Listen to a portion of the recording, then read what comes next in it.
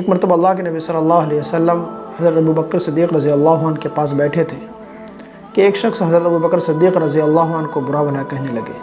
آپ صلی اللہ علیہ وسلم حضرت ابوبکر صدیق رضی اللہ عنہ کے صبر کرنے اور خاموش رہنے اور اس شخص کے مسلسل برا بھلا کہنے پر آپ مسکراتے رہے۔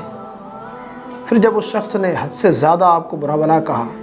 پھر تھوڑی دیر کے بعد حضرت ابوبکر صدیق رضی اللہ عنہ نے جب اس شخص کو جواب دیا تو اللہ کے نبی وہاں سے اٹھ کر کے چلے گئے۔ اس کے پیچھے پیچھے حضرت ابوبکر صدیق رضی اللہ عنہ بھی جانے لگے اور آپ کے پاس پہنچ کر فرمایا، یا رسول اللہ، جب تک میں نے جواب نہیں دیا آپ وہاں پر موجود تھے، جب میں نے ان کو جواب دیا تو آپ وہاں سے اٹھ کر کے چلے آئے۔ اللہ کے نبی نے فرمایا، ابوبکر، جب تک تم جواب نہیں دے رہے تھے تو تمہارے ساتھ ایک فرشتہ تھا جو تمہاری طرف سے اس کو جواب دیتا رہا، اور جب تم نے جواب دینا شروع کیا تو فرشتہ وہاں سے ہٹ گیا اور شیطان وہاں پر آ گیا۔ اب بھلا میں شیطان کے پاس کیسے رہ سکتا ہوں؟ ابوبکر، ایک بات یاد رکھو،